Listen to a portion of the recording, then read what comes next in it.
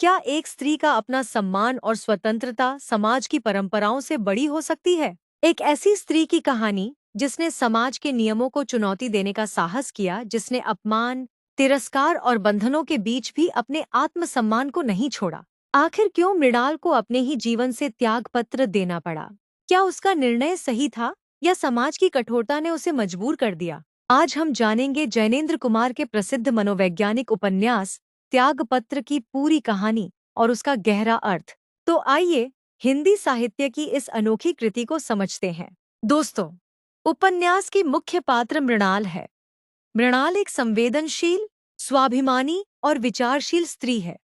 वह बचपन से ही स्नेह और अपनापन पाने की आकांक्षा रखती है, लेकिन उसके जीवन में परिस्थितियां कुछ ऐसी बनती हैं कि उसे बार बार उपेक्षा और अपमान का सामना करना पड़ता है।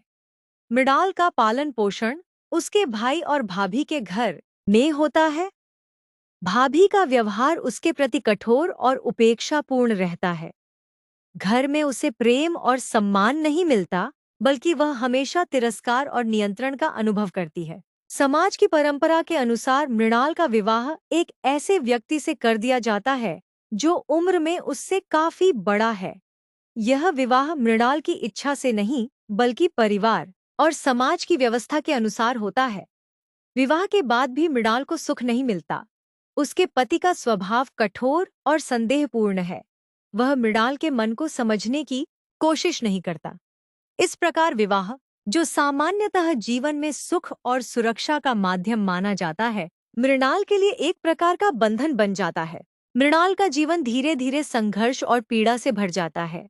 वह अपने भीतर लगातार यह अनुभव करती है कि समाज ने स्त्री के लिए जो नियम बनाए हैं, वे उसके व्यक्तित्व और स्वतंत्रता को दबा देते हैं। वह प्रेम, सम्मान और आत्मसम्मान की खोज में रहती है। इसी कारण उसके जीवन में कुछ ऐसे मोड़ आते हैं जो उसे समाज की परंपरागत सीमाओं से बाहर सोचने के लिए प्रेरित करते हैं। उपन्यास में मृणाल का चरित्र अत्यंत जटिल और गहरा है। वह केवल परिस्थितियों का शिकार बनकर नहीं रहती, बल्कि अपने आत्मसम्मान और स्वतंत्र विचारों के कारण वह समाज की रूढ़ियों पर प्रश्न भी उठाती है। उसके जीवन की त्रासदी यह है कि वह प्रेम और मानवीय संबंधों की सच्चाई को समझती है, लेकिन समाज उसे उस सत्य के अनुसार जीने की अनुमति नहीं देता। कहानी का वर्णन मृणाल के भतीजे प्रमोद के माध्यम से भी सामने आता है। प्रमोद मृणाल के जीवन को समझने की कोशिश करता है और उसके व्यक्तित्व से गहराई से प्रभावित होता है। मृणाल उसके जीवन में एक ऐसी स्त्री के रूप में उपस्थित होती है जो अत्यंत संवेदनशील, बुद्धिमान और आत्मसम्मानी है। प्रमोद के दृष्टिकोण से पाठक मृणाल के जीवन की पीड़ा और उसके आंतरिक संघर्ष को और अधिक स्पष्ट रूप से समझ पाते हैं। समाज की कठोरता और गलत धारणाओं के कारण मृणाल को बार बार अपमान सहना पड़ता है। वह अपने जीवन के अनुभवों से यह महसूस करती है कि समाज अक्सर स्त्री के चरित्र को लेकर बहुत जल्दी निर्णय कर लेता है, जबकि पुरुषों के लिए वही नियम लागू नहीं होते।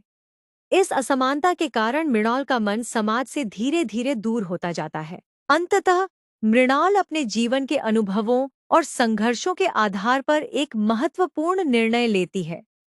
वह समाज की कृत्रिम नैतिकता और बंधनों को स्वीकार करने से इनकार कर देती है। इसी भाव के साथ वह अपने जीवन से एक प्रकार का त्यागपत्र दे देती है। यह त्यागपत्र केवल किसी पद या संबंध का त्याग नहीं है, बल्कि उस समाज के प्रति एक मौन विरोध है जिसने उसे समझने की कोशिश नहीं की। उपन्यास का अंत अत्यंत मार्मिक और विचारोत्तेजक है। मृणाल का जीवन पाठकों को यह सोचने पर मजबूर करता है कि क्या समाज की परंपराएं वास्तव में न्यायपूर्ण हैं, और क्या स्त्री को अपने जीवन के निर्णय लेने की स्वतंत्रता मिलनी चाहिए। जैनेंद्र कुमार ने इस उपन्यास के माध्यम से नारी स्वतंत्रता, आत्मसम्मान और मानवीय संबंधों की जटिलताओं को बहुत ही संवेदनशीलता के साथ प्रस्तुत किया है। दोस्तों, त्यागपत्र केवल एक स्त्री की कहानी नहीं है, बल्कि यह उस पूरे समाज का दर्पण है। यह उपन्यास हिंदी साहित्य में मनोवैज्ञानिक गहराई और सामाजिक प्रश्नों को उठाने वाली एक अत्यंत महत्वपूर्ण कृति के रूप में माना जाता है। ऐसे ही रोचक कहानियाँ, उपन्यासों के सारांश और साहित्यिक विश्लेषण के लिए वीडियो को लाइक करें और वर्णलोक चैनल को सब्सक्राइब करें। साथ ही कमेंट में बताइए कि अगली बार आप किस उपन्यास की कहानी सुनना चाहते हैं। तो फिर मिलते हैं अगली बार एक नई कहानी के साथ।